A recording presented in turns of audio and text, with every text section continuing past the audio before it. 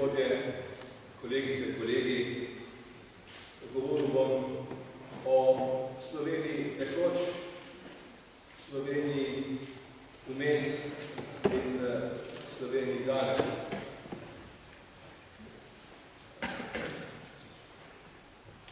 Torej, prvi del od 4 ima naslov, pripravil sem si isti prispevek, okno priložnosti in odprta vrata.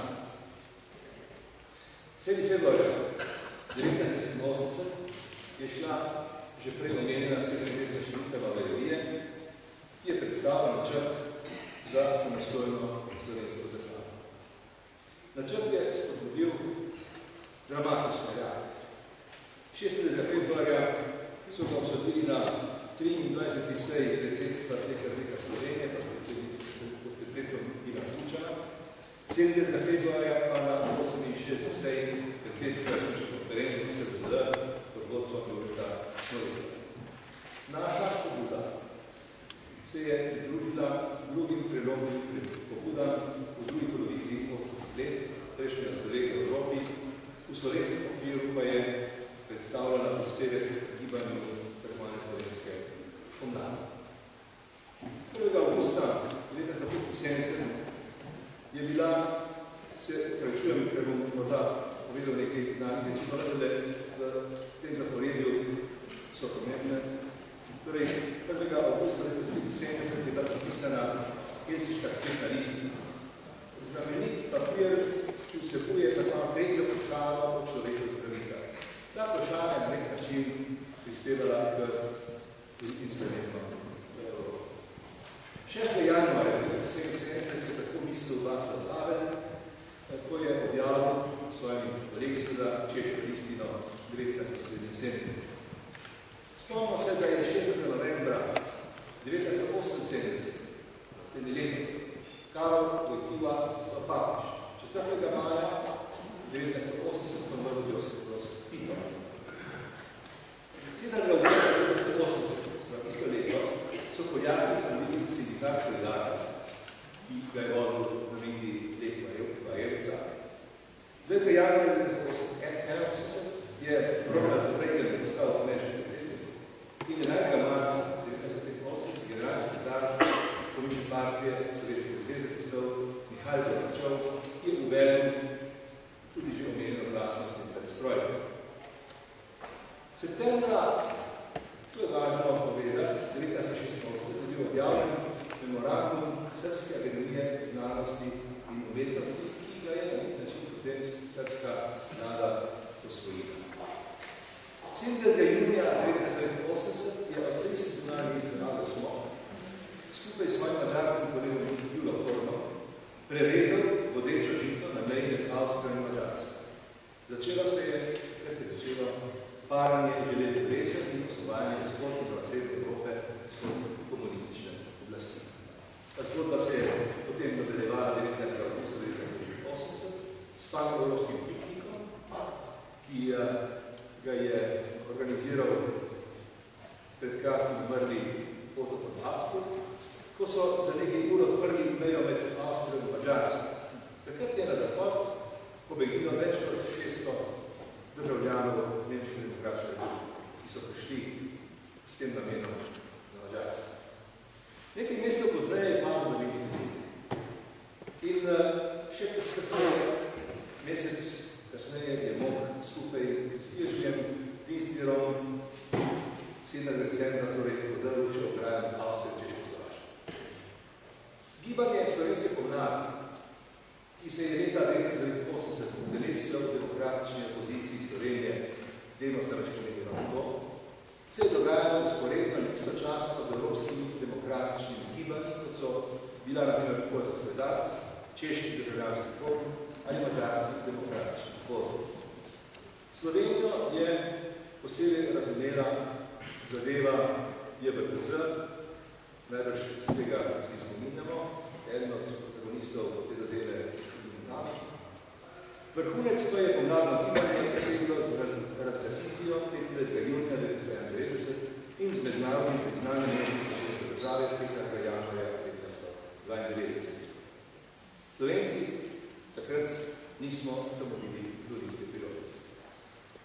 Pri odločanju o neodvisni slovenski državi smo se leta 1990 seveda sklicevali na naravno pravico narodov v samem odločbu, kot jo definira ta resolucija OZN 1514,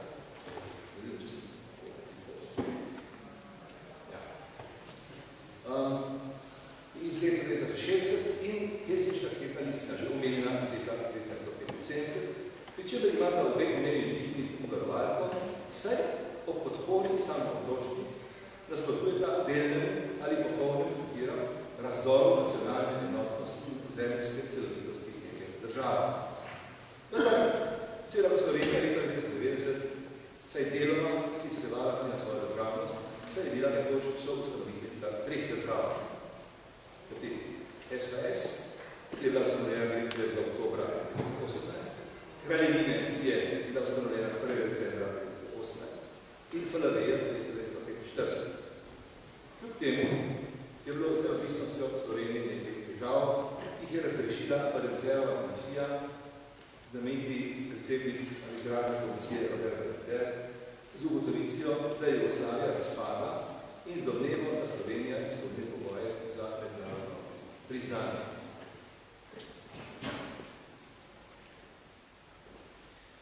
Decembra 1990 so slovenski volivci torej odločili, da Slovenija postane samostojna in neodvisna država. Leto dni kasneje je bila ta odločitev potrjena z že omenjenim mnenjem Parlamentarne komisije in z mednarodnim priznanjem članic Evropske unije. Mimogrede, Združene države Amerike so priznale Slovenijo 7. aprila 1992, OZN pa je sprejela Slovenijo kot 176 članico 12. maja 1992. Po koncu leta 1990 je bila večina Slovencev prepričanih, da je neodvisna država, to se ti posebno pomembno, jamstvo za obstoj in blaginjo slovenskega naroda. Država kot jamstvo za razvoj in blaginjo slovenskega naroda. Ker se je to prepričano izrazilo na plebiscitu, lahko govorimo o nekem nespornem dejstvu. No, in danes se pojavlja problema, da ni več tako. Nekatera znamenja, ki bom vedel, kažejo na pešanje takšnega prepričanja, vsaj pešanje. Če sodimo po javnem izkazovanju spoštovanja v slovenske države, spadane Slovenci, če se primerjamo in državljane drugih držav, videti nekam malomarni in brezbrišni. Američani, Francozi, Italijani, zelo Hrvati, da vsem nismo nekoli, so videti dosti bolj ponosnega svoje države. Na njihove vrednote in simbole, na svojo zgodovino in državne dosežke, da ne omenjam himne in zastave. Tu pa tam je videti, kot da je država Slovencem upremena. Po drugi strani je videti, kot da se je mogoče državo prilastiti in jo izkoriščati za zasebne potrebe. Razumemajo se nenavadne razprave o tem, ali Slovenija potrebuje svojo vojsko. Kdaj se zdi, kot da bi bolje živeli v drugi državi, morda za tisti, ki smo jo spustili pred 20 leti. Torej, si od teh domnevah treba postaviti vprašanje. In sicer o okoliščinah nastanka slovenske države, tako se vprašamo, ali so današnji pojavi rezultat nekakšne lahkomiselne nezrelosti, morda utrujenosti, naveličanosti. Skratka, zdi se, zato sem svoj prispevek nastavil, kot sem razstavil, zdi se, kot da Slovenci v zvezi svojo državo doživljamo nekakšno zadrego. Nekaj malega bi povedal o ustanavljanju države sploh. Države se ustanavljajo, oblikujejo, preoblikujejo, povečujejo in zamanjšujejo, včasih tudi začasno, ali pa zavedno propadajo. Kitajska država je stara preko 2000 let, francoska in angleška sta stari preko 1000 let, ruska okrog 1000, češka okrog 800, avstrijska najmanj 500, podobno švicarska, ZDA imajo preko 230, Luksemburška skoraj 200, italijanska 150, nemška 140, estonska država ima 100 let. Evropska skupnost, šesterica, traja 53, Maastrichtska Evropska unija, 12-terica, 18, razširjena Evropska unija 25 članica zaseda, Evropska unija po Lizbonski pogodbi ima nekako 2 leti. Slovenska država vsaj 20 let. Njen čas je, ne pozabimo, primerljiv s časom ene človeške generacije. V primerjavi z večino držav na svetu je Slovenija novinka. Ameriški sociolog Charles Tilly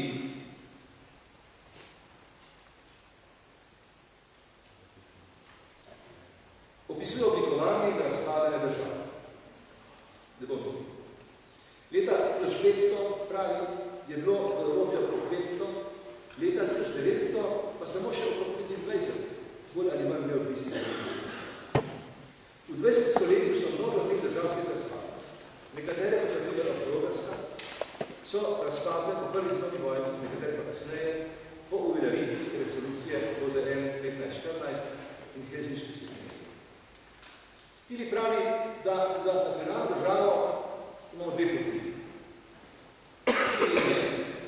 Oblasti in vpliva neke bolj ali manj avtonomne politične enote s pomočjo osvajanja, zavezništva, učevanja, zarok, argumentov in administrativnih posegov, dokler širitev ozemlja prebivalstva, dobrin in dejavnosti in zahtevanja središče ne seže do področij, ki si jih prisvajajo druga močna središča ali do točke, ko stroški komunikacije in kontrole presegajo dobiček iz periferije.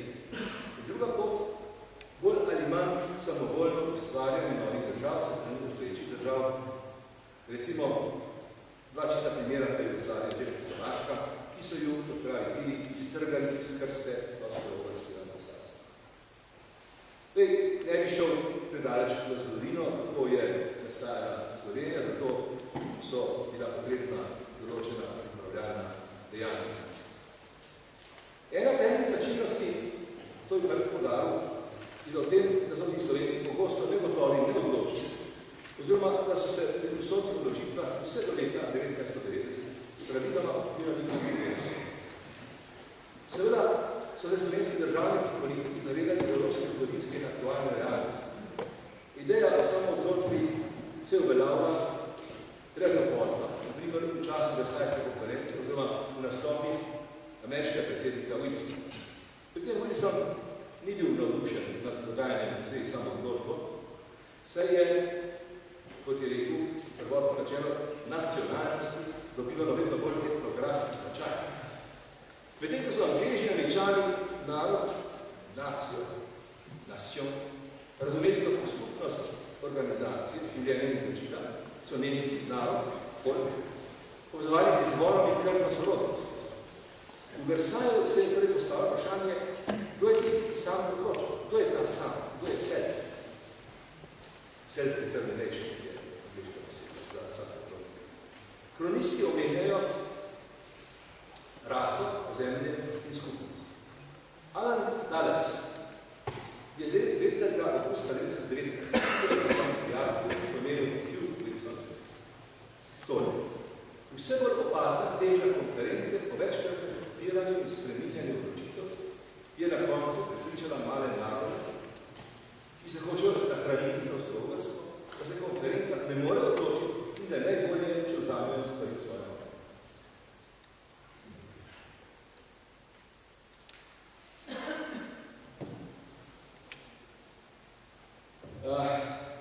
Tretji del tega mojega prispevka se imenuje vetrobransko steklo iz zadnja šipa. Naša slovenska vožnja traja 20 let.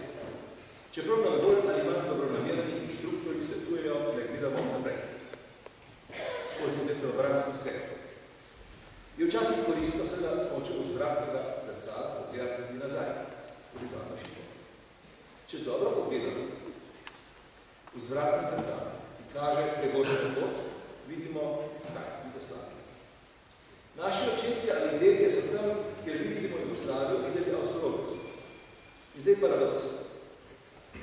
Paradoks je v tem, da je bila vožnja po Jugoslaviji nekakšno vinek, nekateri bi rekli vožnja v napačno smer. In da je danes tisto, kar bi moralo biti daleč zadnje, kot daleč spred. Avstrija nas je kljub svojim karambolom in stran potem prehitila. Severna Slovenija je danes ena najuspešnejših evropskih držav. Kot merilo nam je služila v preteklosti in na nekaj meri to počeli danes. Na tem mestu se mi zdi pomembno podpor poudarka sta previdena zgodovinske strategije, Avstrija, predvsem pa njen nacionalni stremok, učinkovito podpirala slovensko državo. No, v nadaljevanju svojega prispevka govorim o tem, kako smo Slovenci hodili na Dunaj, tudi v novejših časih, kako smo se oporečniki slovenski, hrvaški, srbski in tako naprej zbirali v neki ladji, ki je bila zasidrana na Donavi in ki se je bila Mozart. Tam sem prvi srečal Franja Tučmana, bila je tam tudi Slavka Dapčević-Kučar, recimo. No, enkrat sva se s Tučmanom prehajala po, mislim, da je v Gurski historični muzeum in seveda nisva gledala tistih eksponatov, ampak sva govorila o politiki. In sem vprašal Tučmana, če mislijo na Hrvaškem podobno kot pri nas. Poklicati k sodelovanju tudi druge nove stranke, ki so nastajale na Hrvaškem podobno kot pri nas. Pri nas namreč je bil model Demos, SDZ, je hotela se dva časdemokrati, pa socialdemokrati, pa zelenimi, pa z liberalci, pa z Mečko zveza in tako naprej. Tučman je nakratko govoril, da bo kaj takšnega. To je bilo tik pred njihovim velikim zborom v Zagrebu, da bo kaj takšnih na misli ne pride. Kasneje sem ugotovil, da je HDZ na Hrvaškem že takrat veljala kot nesporna alternativa in da je brez pomoči drugih strank napredovala 50+, kar se pri nas tako zelo škandalozno obravnava. No, Slovenska partija in njeni sateliti s tradicionalno ideološko srednostjo so sledili pobudam pomladne politike, to je koalicije Demos, vendar jim je podobno tudi drugje v srednji in vzhodni Evropi spodletelo.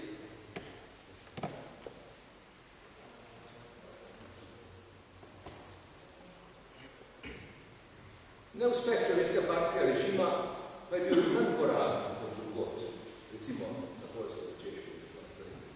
Saj se je pomladna politika sprva zaradi nevarnosti zvezne in srpske politike odločila za narodno spravo in kohabitacijo.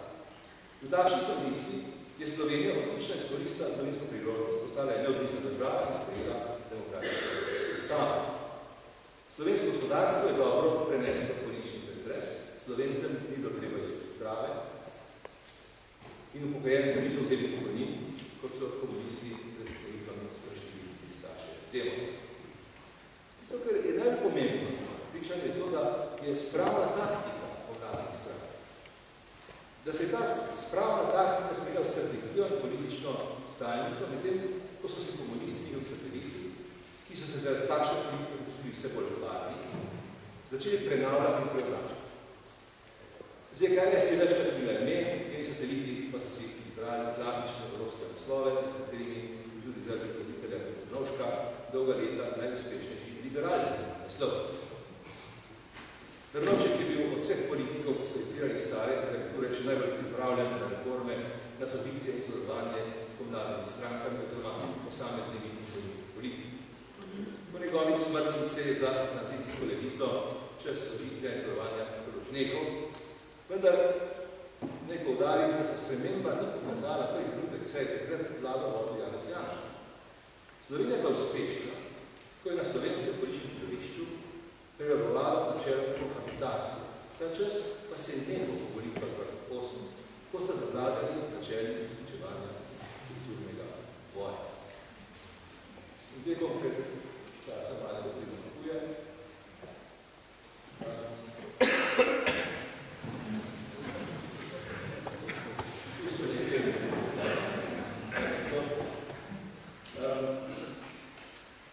In bom prišel k finalu zadrege. Prva znamenja slovenske nacionalne zadrege so se pojavila s pozivi, naj bi ustavili desnico. Mislim, da je avtorica te zahteve navzoča, pa bomo morda kaj več povedali. S pozivi naj bi torej ustavili desnico, Potem z živčnimi razpravami o evroatlantskih povezavah. Mimo grede, marca 2003 je te razprave potem zavrl uspešni referendum. Posamezne kritike so se razvile v množično mobilizacijo privilegiranih in najbolj vplivnih političnih skupin zoper opozicijo. Torej, privilegirane skupine zoper opozicijo. Oziroma z napadi tako manje tranzicijske levice zoper vrednote slovenske osamosvojitve. Začina primera takšne politike sta bili peticiji o zatiranju novinarske svobode. To je bilo septembra 2007. In za ukinitev slovenske vojske, to je bilo leta 2010. Najobjevnejša seveda je bila afera Patria, ki so Janši podtaknili par tednov pred volitvami pred 8, ki se je vlekla vsa 3 leta pa dogajala. Slovensko predsedovanje Evropske unije je levica skušala kompromitirati z beograjsko-ljubljansko objavo washingtonske depeše. No to so k eroziji slovenske države, k eroziji, kaj neče, upadanje, pešanje. Prispevali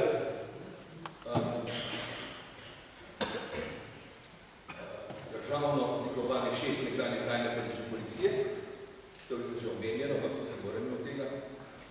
Označevanje povojnih zunajsodnih pobojev kot drugorazredne teme, nedelovanje pravne države in prevzem pravosodja se strani prej omenjene povojne tranzicijske levice. Ta je v skladu s svojo strateško usmeritvijo, ne glede na to, da gre za temeljni pojem demokracije, frontalno napadla meritokracijo.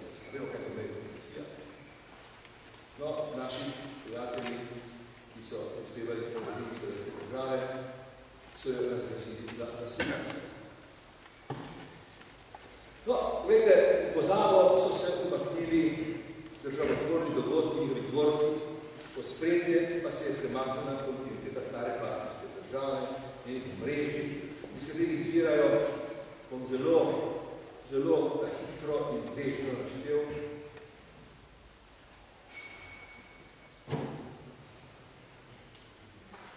Korupcija, tajkunska privatizacija, bančna kriza, gospodarsko zaostajanje, stečaj, nelikvidnost podjetij, padec življenjskega standarda, nezaposlenost, proračunski primanjkljaj, nespodbudna davčna politika, zadolženost države, predvsem pa rušilni potres, paste rušilni potres. Kakšen potres? Potres vrednotnega sistema. Utemeljen na kulturni raznolikosti, ta sistem je bil utemeljen na kulturni raznolikosti, utemeljen je bil na sožitju in na pluralizmu in na kohabitaciji, tudi se govorim malo prej, različnih političnih usmeritev. Malo kdo se spominja, da so bili člani Peterletove, ki ste prve demokratične mlade komunisti, Kuharjeva, Godeša in tako naprej. Na človekovih pravicah, spoštovanje nacionalne identitete in osamosvojitve. Tako mala levica, pišemo v narekovajih, je sprožila popotresni val nezaupanja v politiko oziroma zasičenosti z njo. Uveljavljanje je usodno zgrešene neprimerno nacionalno, kulturno, šolsko in znanstveno politiko, iz katerih izvirajo nekako položaj slovenščine in slovenskih knjig. Nevednost, ignoranca o nastanku in položaj države, presežen ideološke inteligence in pomanjkanje pri strateških in modernih politicih. Navdihnja je zunanjo politiko, ki podpira nevoščenostjo in negostovarstvo. Glejte, o smiselnosti samostojne slovenske države je na začetku odvol prijet prvi predsednik, ki je bil po svoji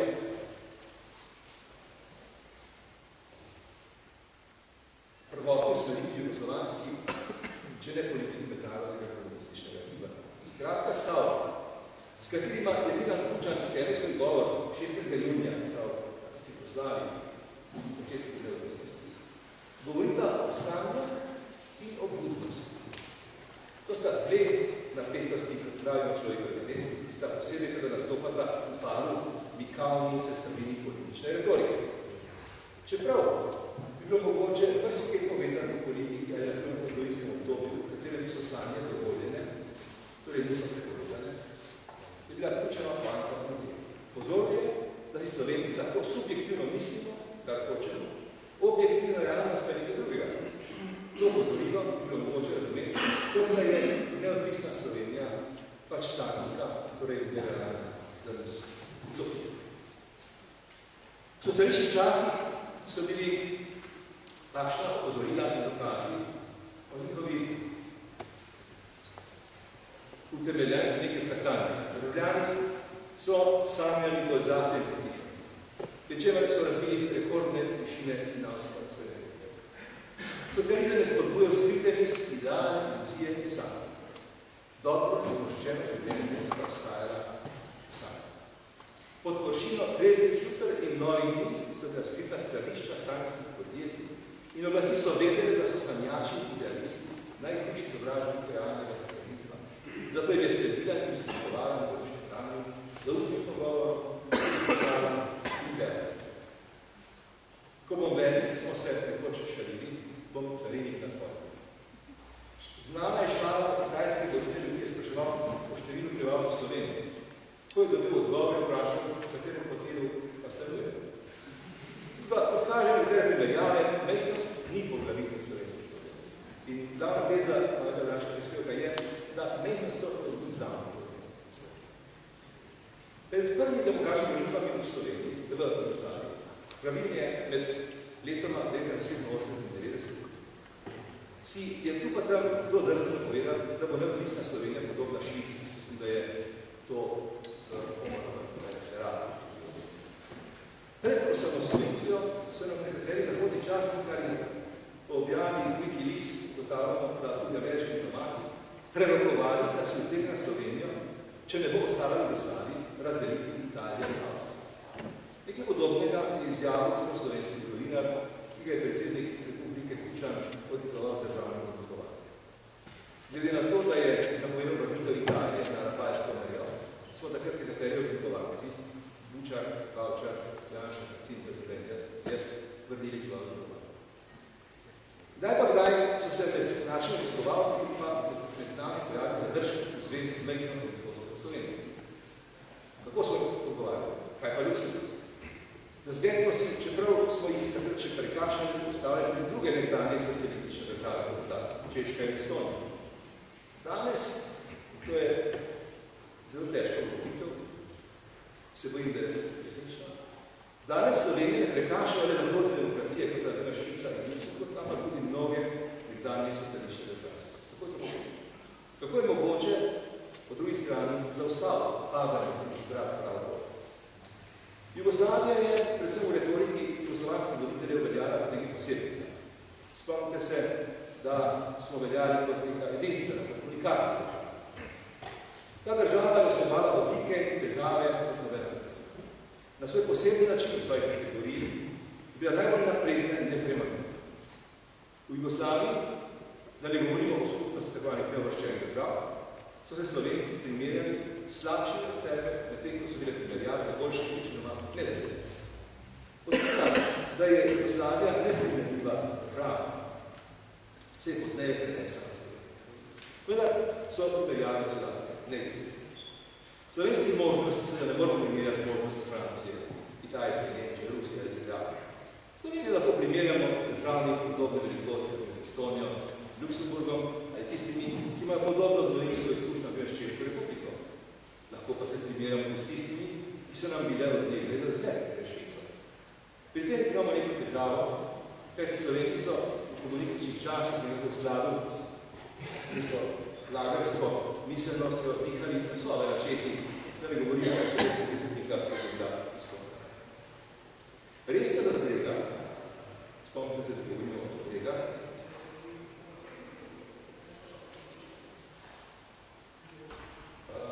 je nastala v slovenskih državah. Zaradi zgodovinskih bremen, občutkov za postavljenost in manj vrednosti, predvsem pa zaradi pritiskov prijateljev naših konkurentov, je Slovenija sprejela neugoden način reševanja slovensko-hrvaške meje.